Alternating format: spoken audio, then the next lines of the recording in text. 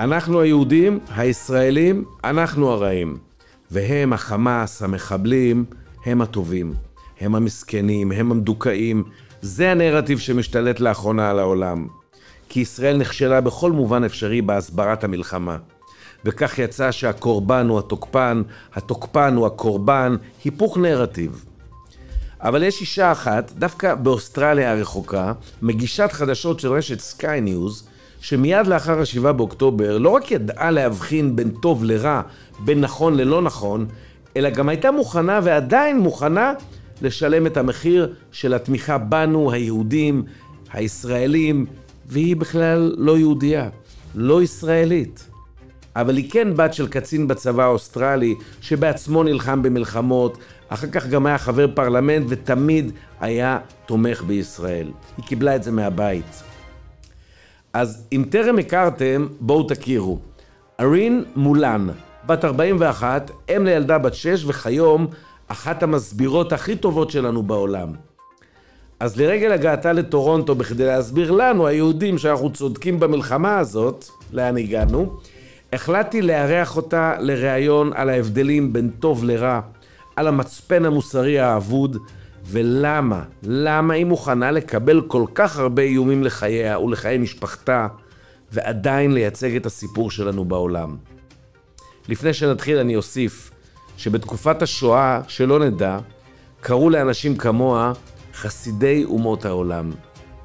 אחד על אחד עם ארין מולן, מיד לאחר החסויות. שתפו את השידור. בואו נתחיל. I will speak for your people and fight for your people for the rest of my life. It's not even a choice anymore. It's become such a big part of my life. פרספקטיבה, משודרת בחסות. Freshco, lowering food prices at Bathurst and Rutherford. Northern Force Security, Gold Star Appliances Repair. Ronan Abigail Hair Salon.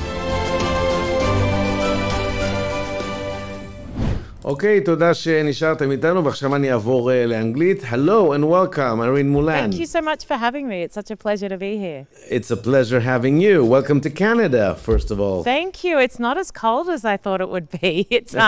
It's like Australia almost. No, I love it. I went to the ice hockey last night, my first ever game, so I feel basically Canadian now.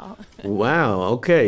So first of all, you're now on the Israeli channel, and you're being watched by Israeli Canadians, American Israelis, and Israelis in Israel. Look, some people say I'm bigger than Taylor Swift. I mean, I'd say maybe. No, not at all. Look, it's such an honor that people, for whatever reason, find comfort in my voice or enjoy watching my stuff. So, yeah, it's something I feel very grateful for. Absolutely. And I want to ask you, Irene, on October 7, you took a bold stand in support of Israel. Can you share your perspective on that day? And also, what motivated you to express this public opinion? I guess my job is to give people my opinion, and that is what I do without fear or favor. And if you told me 2 years ago that there would be an attack, a terrorist attack like October 7, that I would come out staunchly in support of the victims of that attack and that I would condemn the terrorists who committed the attack, and that would be bold, as you said, or controversial, I would have said, you're dreaming. But here we are. I didn't think twice for a second as to what my response would be to what occurred. You know, you couldn't convince me in a million years that there was context or justification or any other ridiculous thing that got thrown out there before an IDF boot had hit the ground in Gaza. So for me, it was simple. You know, I was raised to tell the truth. I have... Yeah. What I hope to be a fairly strong moral compass. It wasn't even hard. Like, there's nothing grey in my mind about what occurred on that day and what the reaction of the world should have been. And in terms of how weak the world has been in response to this and how absolutely depraved so many in positions of power have been, you know, it terrifies me. So I figure if I can continue to use my voice in any way, shape or form to fight for what I believe in and I mean, it's not my truth, it's the truth. Yeah, and we'll get back to the truth soon and also to the moral compass. But again, about October 7, can you remember the first moments of how you learned about what has happened in Israel? I was in bed with my 6-year-old and had woken up in the middle of the night and looked at my phone, and I'd started to see some of the images coming through, and I felt physically ill. It was horrific to watch and see little snippets. It was the first time I'd actually gone to call my dad, and we lost him to cancer 10 months earlier. And I hadn't gone to do that since he died, but that was the first time when I started to see this. He was very heavily involved in the military. He was a Major General who ran the war in Iraq for a year. He was then an Australian senator and was an incredible ally of Israel. Went to Israel many times and was, incredibly supportive of Israel and of the Jewish community. So there was something there that made me just forget momentarily and go to call him because I was so horrified. Wow. Then as more and more started to come through, I think, like most people in the world should have been, I was traumatized by it. It was beyond comprehension. And I had seen some pretty horrific things. Dad had fought Al-Qaeda and ISIS as part of his job. I'd heard many stories, but what I had seen on that day and then saw in the aftermath in terms of the raw vision was mind-blowing. And it's a level of depravity that I've never seen or experienced anywhere else. Right. And you often mention your father as a source of inspiration, describing him as courageous and the source of your courage. Do you feel that your father's values influenced your decision to publicly support Israel, even at such a high personal cost? Absolutely. He was an incredibly courageous man, and he always did what was right, even when it was immensely difficult. And I watched that in action for my entire life. And there would be occasions, even when my siblings and our family would sometimes say, Dad, just do this because it will be easier, or just say this to that'll be easier. You're in politics now. They'll never find, all these things. And there was not one occasion when he would ever waver on what he genuinely believed and the way that he would value integrity almost above anything else. And he dedicated his whole life to other people, for fighting for not just my country, but people all over the world, to fight for democracy and freedom. And look, I was never going to join the army and do it. So I have a particular way with words, I guess. I have a platform.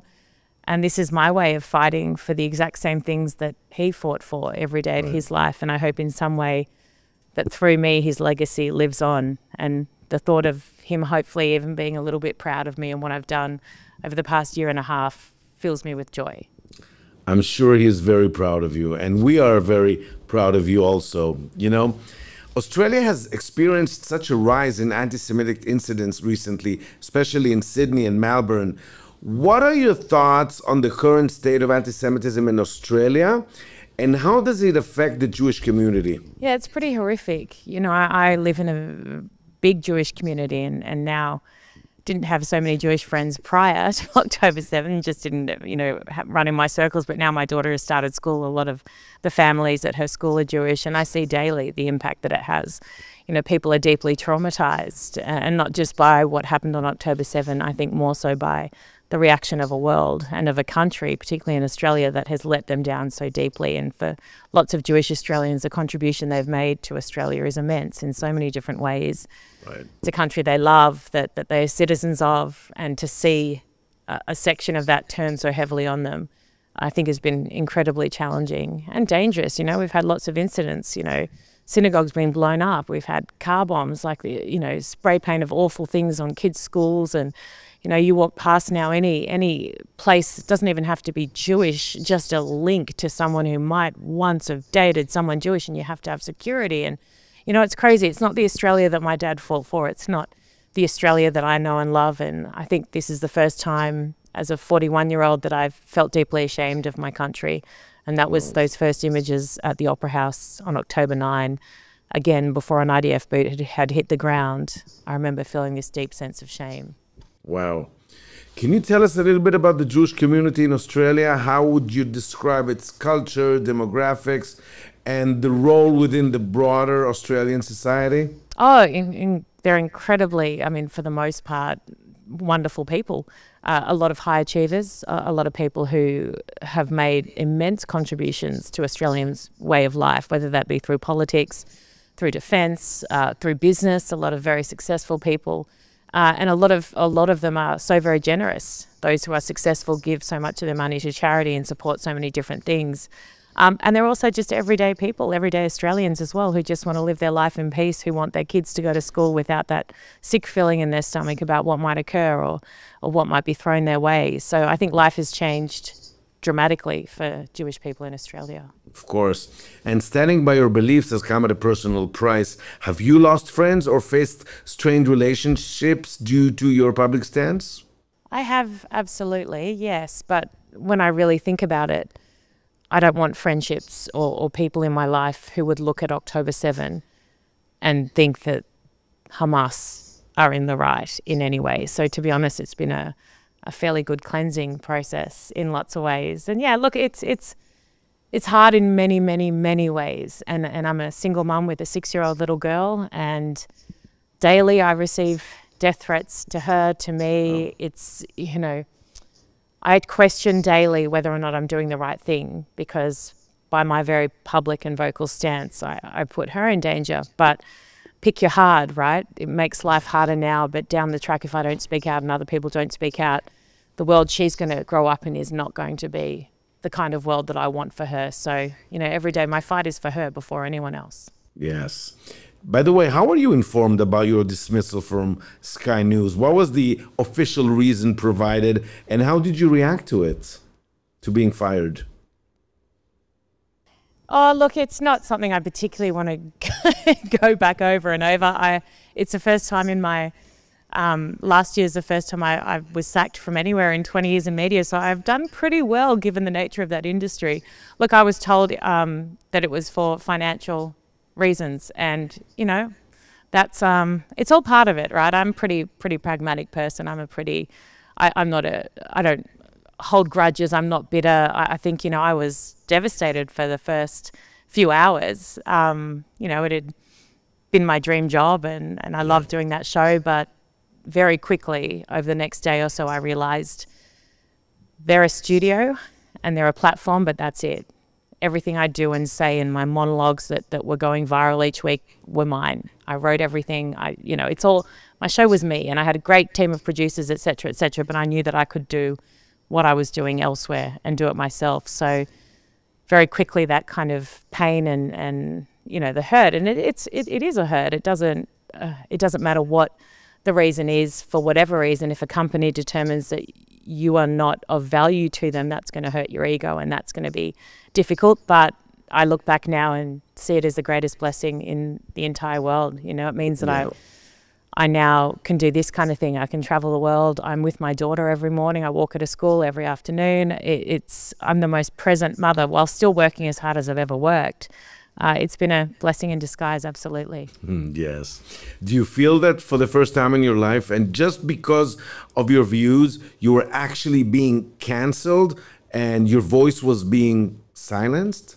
You know, in this day and age, you don't need anyone else to have a voice and to have a view. And I'm annoying in that people have tried in the past plenty of times to shut me down and to stop me from speaking on a myriad of different issues and different themes and topics, and it doesn't work. You know, I'm a pain in the ass that way. I'm my father's daughter.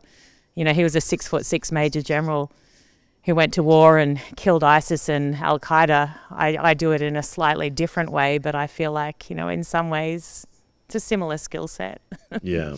You've spoken about your daughter before and the challenges of explaining your actions to her. How does she react to your dismissal? And how do you guide her in these complex issues? So she's 6 years old, so she has a fairly simplistic view of the world. But it was actually, I mean, funny is probably not the right word, but I also lost my radio job about a month before. Every job, newspaper, everything gone. Wow. And I remember when I went to pick her up from school and told her that, you know, Mummy wasn't going to be working at radio anymore, she kind of looked at me and went, but what about Sky? What if they cancel your show too? And I was like, oh, don't be silly, honey. They'll never do that. My show is amazing. Anyway, a month later, I walked to school. I'm like, guess what happened? She's like, what? And I said, you know, and I explained it to her. I'm very open and honest with her about, you know, in a child-friendly and appropriate way. But I've always been, you know, she's incredible, and she's, you know, she took the mickey out of me for a little while about not having a job. She thought it was quite funny to tease Mummy about not having a job. I then explained to her what that meant if it didn't pick up, as in no toys, we have to move. We might have to go live with my mum. And pretty soon she was like, okay, let's encourage mummy rather than tear her to shreds. So she's a funny thing. But as I said, it's been the greatest gift I've ever received. And the freedom to now sounds silly. Well, not silly, but it's not the way I'd normally talk. But to be my authentic self, I've never been able to say and feel exactly what I think and to be able to do that unapologetically. You know, even balancing radio. I was on a breakfast radio show with comedians and, you know, trying to always balance what I could say, what I couldn't. People would see me in another arena and it was exhausting. Whereas now every single thing I do, whether people like it or not, is 100% me. And it's incredible. Yes. Reflecting on recent events, do you believe the world has lost its moral compass in distinguishing between right and wrong? Oh, absolutely. I mean, from what we've seen, did the world ever have a moral compass? I don't know. I find the whole thing utterly bizarre in terms of how there could be any element of confusion. And let's not confuse people caring about children in Gaza. I care about children in Gaza deeply. I just understand that Hamas is responsible for their deaths, their suffering, and everything else.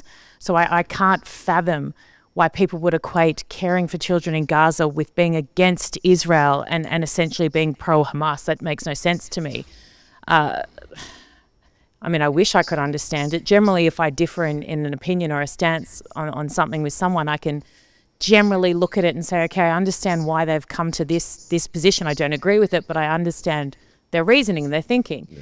When it comes to this, I've tried for 15, 16 months. I cannot understand anyone who does not see Hamas as the greatest threat to children in Gaza, to children in Israel, to children all over the world, to anyone and everyone, their own more than anyone else. Absolutely. Arin, you know, we don't know each other and we don't know each other on a personal level other than this meeting through technology, but I get the impression that you're not only a beautiful person on the outside, but also on the inside.